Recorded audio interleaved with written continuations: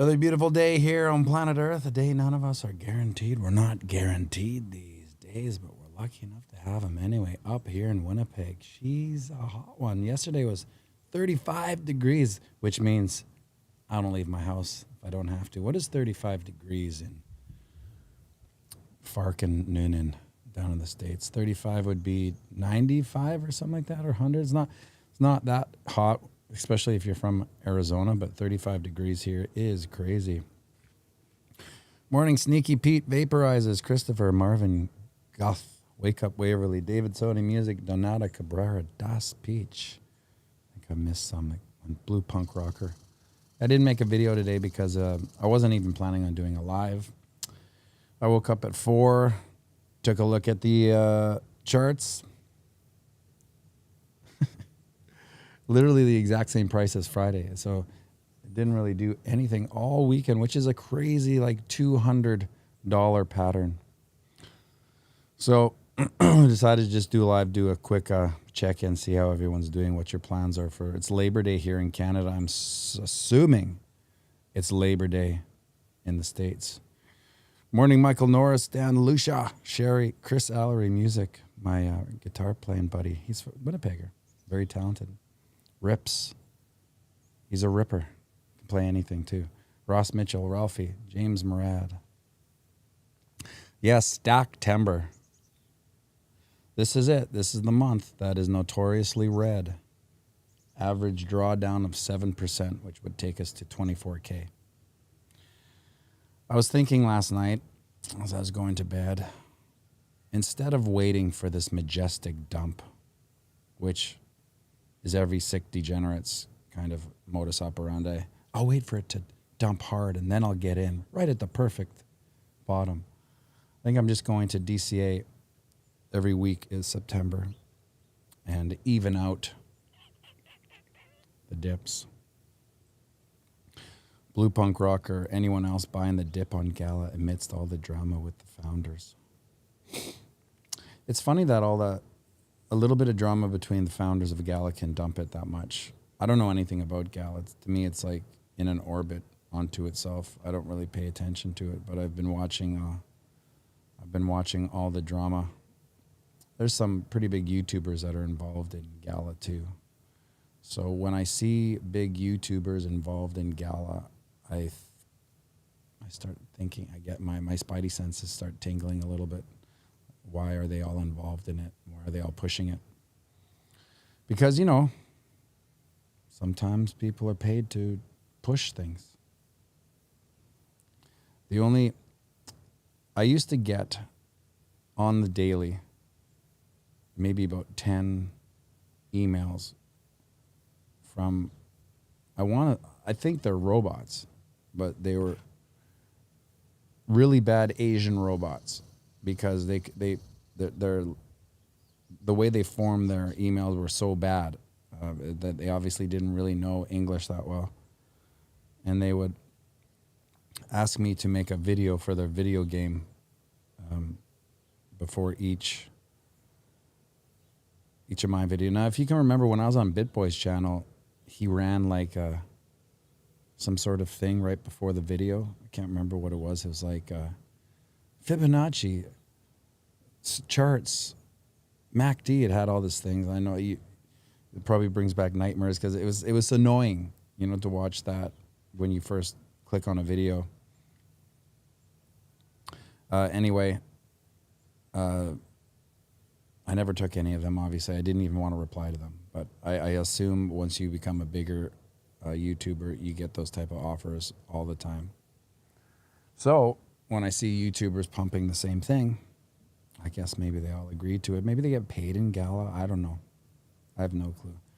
I'm very much fringed from most of besides being on Around the Blockchain, where there's maybe about 5 minutes of kind of, hey, how you doing, before the show goes live. And then after, half the people click off. I usually stick around and just shoot the shit a little bit with DZ or whoever's on there. But beyond that, I don't talk to anyone except for Druth, of course, on Fridays. Michael Norris, do you only watch Bitcoin or do you have other alts you like? Well, I only watch Bitcoin because I feel right now, outside of altcoin season, alts are just a function of Bitcoin. So Bitcoin goes up, alts go up. Bitcoin goes down, alts go down. I get easily seduced by the potential gains of altcoins. I've been struggling with Solana this past little while because I have a couple of influences from Solana. I have a buddy who is 100% all in, and kind of the data he gives me on it just makes so much sense as far as its efficacy, its speed, its scalability, everything. However, it does have that black eye from the FTX, and a lot of the founders are heavy into it, so it can be easily dumped by the whale founders.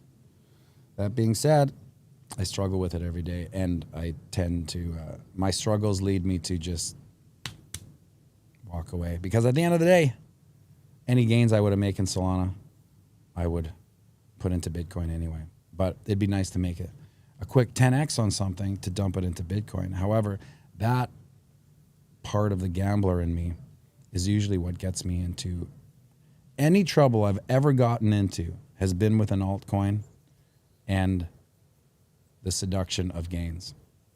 It's hard. We all feel the pull of it all the time. The one thing I haven't noticed between this pre-halving and last pre-halving is there's no talk of really new up-and-coming projects. You know, like there's no, this is the next 100x, this is the next 20x, get in early. You know, there's no big projects right now, and I'm wondering when are they going to come out and start seducing me. Mitch M, loved your morning part on Ben's BitBoy channel.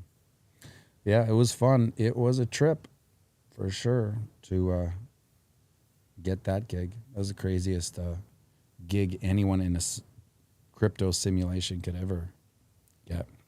Breaking Free, do you follow narratives and trends? Yeah, I do. Trend is your friend till the end. That's why with this September being notoriously a red month with average down turn of 7%, the contrarian in me immediately says, maybe this is the September that everything changes. And that would be like the guy betting pass on the craps table.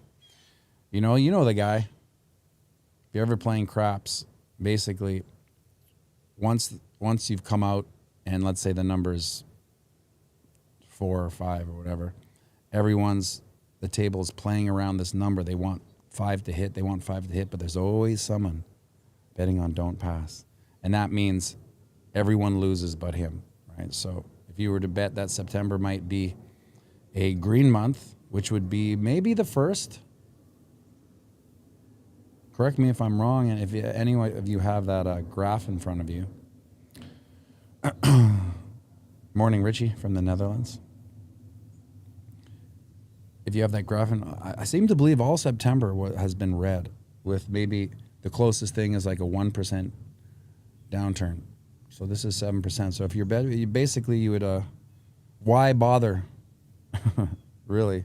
I mean, I guess now that I say that, you could get left behind. That's the big thing when it comes to waiting for dumps. If it doesn't dump and it takes off for the first time ever, well, I guess we would miss the boat. However, that is why my September plan is to DCA once a week. And I'm thinking after this month, that might be it. I may deploy whatever dry powder I have. I think I forgot to do this. Let's take a look at this. Zamboni, bring in the data. The FOMO index has remained at 40 from yesterday's 40. Bitcoin dominance, 48.3%. 24-hour volume, 22.7 billion. That's heartbreakingly low. The overall market cap is 1.04 trillion. You know what's funny? You guys will probably remember this. It wasn't too long ago that every time I would say the overall market cap is under 70 billion, I would put that little heartbreaking thing that would kind of explode on the piano. And then it just got lower and lower. And so now it's all heartbreakingly low. 22 billion. I think last week we had something like 16 billion. Ralphie, satisfying to hear someone not shill alts until it's alt season. Most YouTubers won't change their opinion and they fall 99% in value and everyone hodls their shitty little alt bags. Yeah, that's another reason, right? So to play devil's advocate for YouTubers shilling altcoins, depending on when they're doing it, it does have upside. So I think their intention is for their viewers to grab the upside. However, we don't know when that upside immediately switches to a quick downturn. And just like anything, I mean, Bitcoin fell, what is it, 75%? So altcoins are down 95%. That's just what happens. So just like Bitcoin, had you not gotten out, which most of us didn't, we just ride it down to the bear market. That's going to happen with anything that any YouTuber shilled as a possible 10xer.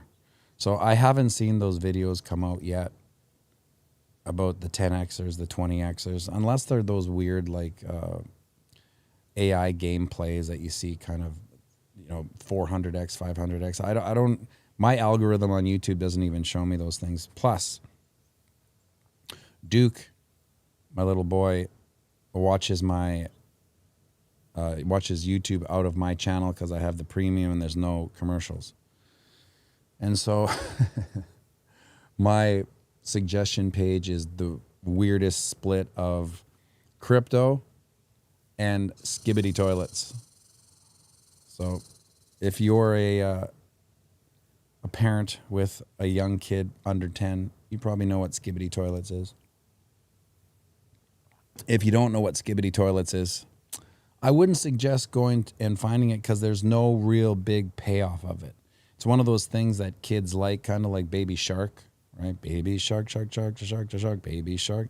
You watch it trying to see if there's any relevance in the song, and well, not really. So yeah, that's actually my thumbnail was an homage to skibbity toilets. Because I wasn't going to make a video today, I just thought I'd take the opportunity to forever implant my disdain for Dirty Gary Gensler as a thumbnail. And anytime I can do that, give the world my complete and utter disdain for Dirty Gary Gensler.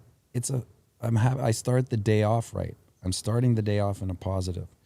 If, this video gets 1,000 views, which on a holiday, it probably won't because they're very low viewed. I always thought, make a video on a holiday, it'll get lots of views because nobody's doing anything. But it doesn't really work that way. In my history, I have a small channel, maybe bigger channels, who knows. I find holiday videos kind of skirt under the carpet. No one really watches them. So let's say it does get 1,000 views. Well, 1,000 people saw my disdain for Dirty Gary Gensler, and that's okay with me. Richie Craw, do you think the best month is only September to DCA and Matty? No, because it depends on which September, right? Every September is bad, but I mean, you're going to find worse months than September as far as drawdowns go. So anytime there's a good drawdown, it's obviously a good time to DCA, but the whole concept of DCAing isn't to catch the biggest drawdown. It's to average out missed drawdowns, in my opinion anyway, and to take the psychological aspect of trading or investing out, which is most people's Achilles heel, including mine. That's one of the reasons I wasn't a pro currency trader. And when I say pro, I was pro in the sense that it was a job, but I wasn't pro as in I was a professional. I was a high level trader because I got emotionally involved in it. And it kind of took over my life because you have to be involved. If you're a trader, you're 24/7, especially currency trading, because the London market's open as 2. It's just as volatile as the New York Open, which is at 8. So you could sit there for literally 8 hours on your computer watching these. And I was on the 5-minute chart. But that's where stop losses and take profits come in. So I always tell everyone, a lot of people trade without stop losses and take profits. And to me, it's the sign of the ultimate noob / never got burned yet. So the reason why take profits are, in my opinion, just as important as stop losses. And if you don't know what a stop loss is, it's an automatic out of the market. Let's say that you go into a trade and it goes sideways on you, which means you're losing money. It stops you out and you're out of the trade. So which means it doesn't keep going down and you ride it till you basically get liquidated. Or if you're just in a normal market trade, you don't watch your portfolio go down and down, you're out. And the same thing for take profits. It's important to take profit. And if you don't take a profit and it just keeps going up and down, you play the, oh, I should have, oh, I didn't, oh, I'll wait. And then you start you start making deals with yourself. Well, if it goes down to where I said I'd take profit, I'll take profit again. And then it goes down there and you're like, maybe I'll wait. Maybe it's going to go up again. I heard this, or I heard that, right? And that just prolongs potential future trades from happening because you're now in the weeds, depending on how much powder you got in your account. And so that's why take profits and stop losses are important to me. I've seen a lot of people get wrecked. I've seen someone very close to me get wrecked. And that's just because they didn't have take profits and stop losses. So another problem with not having the take profit is that you can develop a delusion of grandeur that you are a great trader because you stayed in this trade for a long time. Okay, that's fair enough. You made a great trade. However, they're all not great trades. They're all not home runs. Some of them just get you to first base. Some of them get you to third base. Some of them get you home runs. But when you take profit, you're always going to get on base and you're always going to put batters on the field. To quote Moneyball, I suppose. This is the joint that never ends. It just goes on and on, my friends. Hunters below. Time in the market is better than timing the market. Yes, it sure is. And this is the beauty of this bear market, is that if you're still here, if you're still slugging it out in this bear market, like we all are, it's a reference point for the future. We've been here. We've understood it. We know how cold it gets in the bear market. So the next time it comes around, you're well equipped with the psychological and emotional tools to get you through the next market. Ralphie, how did the windscreen issue fare out, Maddie? Well, tomorrow is the day, Ralphie. They finally got the windshield in on the right Hyundai. And I'll take it in tomorrow. I was supposed to go Friday, but I couldn't. So that's the funny part, too. It took them 6 weeks to get the first window, which was for the wrong car. Then it took them 48 hours to get the right window for the right car. But that is Hyundai. And if you didn't know this, here's something I didn't know about Hyundai. I thought that every Hyundai dealership or every Honda dealership or every Toyota dealership or what have you was its own or was a big part of a massive company of Hyundai or Mazda. They're not. They're all independently owned and compete against each other, and they don't share information. So if you buy your Hyundai on the other side of the city, but there's a Hyundai dealership closer to you and you want to, take it for your tune-ups, you go there, you're a fresh customer. They know nothing about your car. They know nothing about any extra things you bought as far as insurance or aftermarket, blah, blah, blah, tire insurance. They know nothing. So you always got to go back to that one place. And that is annoying. I saw some things coming out about Burning Man. and how people are. This is the funny thing, and I look at it as a good thing. Burning Man had a rainfall. It's happened before, and now it's FEMA's going in there allegedly, and there's talks of Ebola breaking out. And whether it is or is not, it makes me happy to think that people immediately think something's up. That's a good sign to me. When you hear something coming out from a mainstream legacy media outlet, everyone immediately jumps in and says, "That's not true. That's a lie. That's crazy. Like it's weird now. I feel like conspiracy theorists, like traditional, like myself, we're calling out conspiracies because they're not conspiracies. Or so when we hear like Ebola's coming out, or when I hear Ebola's coming out, I think, well, that sounds like a conspiracy theory, but to me it sounds like just a lie made up from the mainstream media, if that makes sense. It's like we've inverted. We went from desensitized to oversensitive. Yes. So that'll be an interesting one to play out. I had a lot of friends that would go to Burning Man, and they were all the same kind of types of people. They would all go to the same. They would all belong to the same. They're mostly girls. They would all belong to the same yoga school. They would all subscribe to the same kind of naturopathic aspects of health and nutrition. And they would all do the same drugs, so to speak, when it came to party. And they would all probably go to the same party. I never met someone in Winnipeg anyway that was like a normie that once a year went to Burning Man. They're all kind of the same. And I knew once I heard about it, because I always say when I hear about things, it's peak. So when I heard about Burning Man, I don't know, 10, 15 years ago, I thought it must be peaking out. We've hit peak Burning Man if this guy knows about it. And I don't know.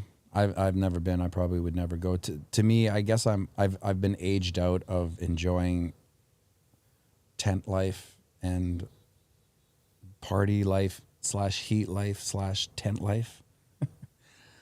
To me, I feel it's a young person's game, and only a young person can kind of party all night, be dehydrated all day, and in the hot sun with the dust, and go, "This is awesome." Whereas I would not think that's awesome. I would immediately think that I got to get the hell out of here. How am I going to get out of here? How much money do I have to pay one of these guys in the trucks to take me back to whatever town, whatever the closest airport is? Sarah S. in California. So many Californians going to go to Burning Man. Yeah, I imagine so. I'm surprised at how many people in Winnipeg actually go to Burning Man. Is it still a lottery? Like, to me, they always told me it was a lottery. However, they all got it. So it wasn't that crazy of a lottery. So like, let's say the 10 girls I knew in Winnipeg who went to Burning Man every year always got that lottery. So I don't know. If you know if it's a lottery, anyone who's been there, if it's still a lottery, or is it just complete? They've just taken that off and it's like buy at will, my friends. Sort of, it's the same as Coachella for getting tickets. I don't know how to get tickets for Coachella either. That's another thing, like these Coachella Live. I'm the worst concert goer because I can be like, first song, yes. Second song, oh, I like that. Third song, and I got it. Let's go. I have a 3-song minimum for concerts. The only concert I stayed for the whole time and loved every second of it was Roger Waters' The Wall, that kind of came through. Now, when I say it was 5 years ago, it could have been 10 years ago because I've lost concept of when the normal world ended and the new simulation began. That was the only one. It was 2 hours, and it was unbelievable. That was the first time I ever went to a concert and didn't want to. Check, please. Even some of my favorite bands, like I went and see, how about Rush? I don't really have a favorite Rush song, so to speak. I know if you love Rush, there's a lot to love about Rush. I know if you don't love Rush, there's an equal amount of things to not love about Rush. For instance, I'm not a big fan of his voice. Okay, I do appreciate the fact that he has a good range and it's unique and distinct. For that reason, I like it. For the same reason, it's unique and distinct. I kind of don't like it. As a musician who can appreciate high level songwriting and performance and playing, I like Rush. But also as a musician who likes a nice song that sticks in my head, I don't know if they stick in my head. I can't really even think of one except for Closer to the Heart. Hey, Matty B, great show this weekend. Thank you, XRP. Is it Ali or A11Y? I always think it's a play on maybe Army, XRP Army. Yes, I saw you in there. Thanks for tuning in. It was a weird weekend at the Jimmy. It was the slowest weekend we've had all summer, and historically, summer is slow in Winnipeg.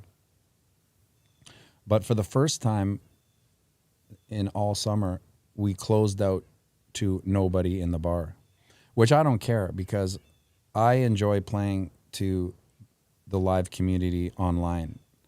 In fact, I'm distracted by the actual live audience because I'm trying to cater to the boutique community online. I want to play those requests more than I want to play the requests of the live show, if that makes any sense. I know that's probably not a popular opinion, but to me, the piano show, when it started out, Sarah will know this, in my studio 2 houses ago, it was really play anything at any time. You know, whether it was slow or fast, it was just if someone liked the song, I would play it. Now that there's a live audience, it's kind of hard to play certain slow songs that the boutique community request because there's a vibe in the live show that's kind of demanding continued excitement and momentum. So it gets a little trying, but at the end, so in the summer when it's slow and I get to play more slow songs or shoegazers as I call them, or originals that people request, to me, I enjoy that more than playing Great Balls of Fire for 2 hours straight. Brendan, Rush's instrumental songs should have gone mainstream as they were that good with no lyrics or polarizing vocal. I agree. Yeah, they are. Someone sent me, was that you, Brendan? Someone sent me a Rush song. He said, could you learn this? And right away I was like, oh, I doubt it. And I clicked on it to listen to it. And I was like, there's no way I could learn a Rush song. For instance, it's like listening to a musical that doesn't ever come back to a theme. It kind of takes off and then bounces off somewhere and goes somewhere and slows down and then changes its time signature and then comes back to a normal time signature. And all the Rush fans are like, yeah, that sounds awesome. Yes, Sarah asks, Winnipeggers love their social music. Yes, they do. Kyle and I always talk, we should get together one day and write down all the social music that basically people love. So if people don't know, this is a weird fact about Winnipeg. Sarah knows. Sarah's from Winnipeg. She's now a Californian. Winnipeg has socials. Now, a social is a fundraiser. Might as well be called fundraiser, but they call them socials. But what happens in Winnipeg is that when you get married, you have a wedding social. Now, the wedding social is a fundraiser for the wedding. And so you ask all your friends, hey, we're having a wedding social that's $10, I think. Who knows? Maybe it's $20 now. I don't know. And everyone buys tickets. Even if they can't go, they buy it to support the wedding. And then there's prizes that they give away at the end of the night. And there's a stereotypical meat and cheese platter that everyone thinks is awesome because it's kind of like a tradition. Oh, here comes the deli platter with the cub bread and the cheese and the the deli cuts and everyone loves it. It's so bad. You know, you probably have a hangover from the processed meat. What's your thoughts on all the crypto channels saying the same things? Is it real info or are they watching each other? I'll get to that one second. I just want to finish this thing about socials and cube cheese, right? And so people always ask me, I was always lucky because I worked either playing in a band or in the bar. So people, oh, we're having a social. Do you want to buy tickets? I'd say, no, thanks, I'm working. It's like, well, do you want to buy tickets anyway? I'm like, no, I don't support socials. They'd be like, why don't you support socials? I'm like, well, if you're going to get married, I feel like it's your business. And if you can't afford to get married, I highly suggest you don't. So if you need to raise funds for your wedding just to get married, I think you're getting off on the exact wrong foot.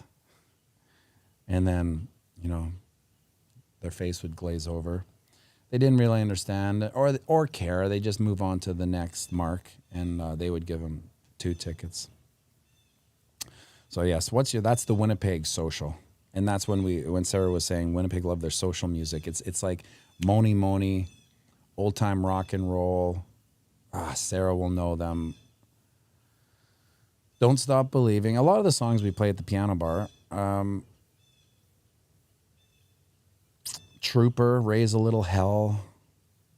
You know, all these songs come on and they're just kind of nostalgic and people love it. The Chicken Dance, yes. What's your thoughts on all the crypto channels saying the same things? Is it real info or are they watching each other? I think it is real info, but just like anything, like the info comes at the same time. You know, breaking news is breaking news. So usually for me, I'll look on like Twitter for the breaking news from legacy finance channels on Twitter, what they're breaking about the Fed or the Fed minutes or who's speaking or announcements like that. And then you can dive deeper into announcements you feel are important. Like I always felt like the non-farm payroll is the most important kind of employment data of the month. Some don't. But there's only so much information. That's why TA channels have kind of loyal subscribers, because whatever one you choose, they're all going to say the same thing, roughly, just deliver it in a different way. So that was my approach to this channel, was that I wanted to make TA, which technical analysis, I wanted to make it accessible and friendly to the new investor coming in, so they can take a little bit of it by watching the video and understand the reason why markets may or may not do the things they do. And I've stopped kind of explaining certain things. I used to like explain MACD, moving average divergence convergence, why support and resistance are important. Now I just state it, and I feel like with repetition, if you watch the channel enough, you can probably put in your own support and resistance and understand that price action will channel between support and resistance and certain patterns. Like bear flags and bull flags have probabilities that play out, and everyone can see a bull flag, everyone can see a bear flag. I'm sure everyone in this channel can open up a chart and see that's a bear flag, that's a bull flag. You know, they have a 70% chance of breaking to said upside or downside. So the biggest disconnect is between hardcore TA traders and people like George. The TA guy doesn't have any clue about the news, but still knows what the price is doing. Yeah, I like George. George is he's not a TA guy. However, it's like most guys that say that, listen, I'm not a TA guy. They know a lot about TA. They usually go on to explain a TA pattern. I'm not a TA guy, but this is a head and shoulders pattern. Morning, Robert Friedman. So yeah, my goal for the channel was to make it as simple, fast, and easy for anyone that's new to the channel. Because you can imagine if you're new to the channel or you're new to Bitcoin and you're like, I wonder what's happening. And you go on one of these like Ben Cowan. That's high level information that if you don't know it, you might as well be watching, you know, an astrophysics or nuclear. I think he is a nuclear physician. That's the name. That's what you call him. It's very high level TA. It makes sense if you know it, but if you're new to the cryptosphere, it'll go way over your head. So I try to bring it down, make it as fun and friendly and enjoyable as possible, all the while getting the information you need to know, because we're all going to say the same thing. You know, if you go to my channel, to what are TA channels? Frankie Candles. I've never seen a Frankie Candles one. I've seen his TA on within the live stream, or Ben's live stream, and we kind of all say the same thing. You know, some of us will have different targets. That's why I use 19.2-ish, and then some people will say, and this target will be 19.216.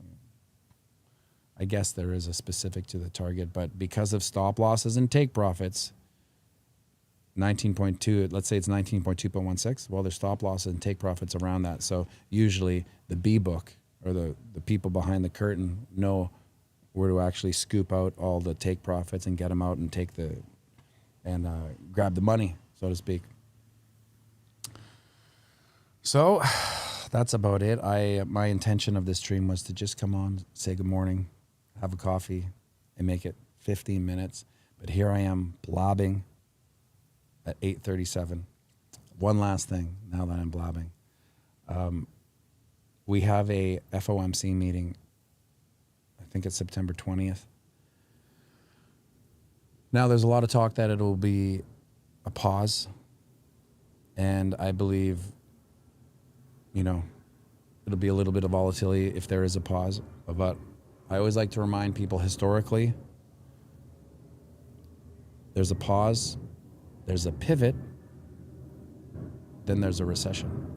So when we see that pause and then the pivot, meaning they maybe take interest rates down 25 basis points or 50 basis points, although we'll see a rally, more often than not, it's followed by, you know, in most cases, a recession. I don't know how that recession plays out, because I don't think recessions fully play out anymore, because they're all controlled by the central bank. So that was the last thing I wanted to leave you with. Pause, pivot, recession. And of course, Duke is out at Gimli with his mom, having the time of his life, so he won't be able to sing us out. So I'm just going to have to find my little end page here. Of course, I can't find it. There it is. Thanks for tuning in, everybody. Hopefully, there's some movement tomorrow, and we can have a nice, fun video for everyone to tune into and get their TA information very easily, fun, and enjoyable. All right, people, have a great Labor Day holiday. See you tomorrow. Make sure you like and subscribe and share this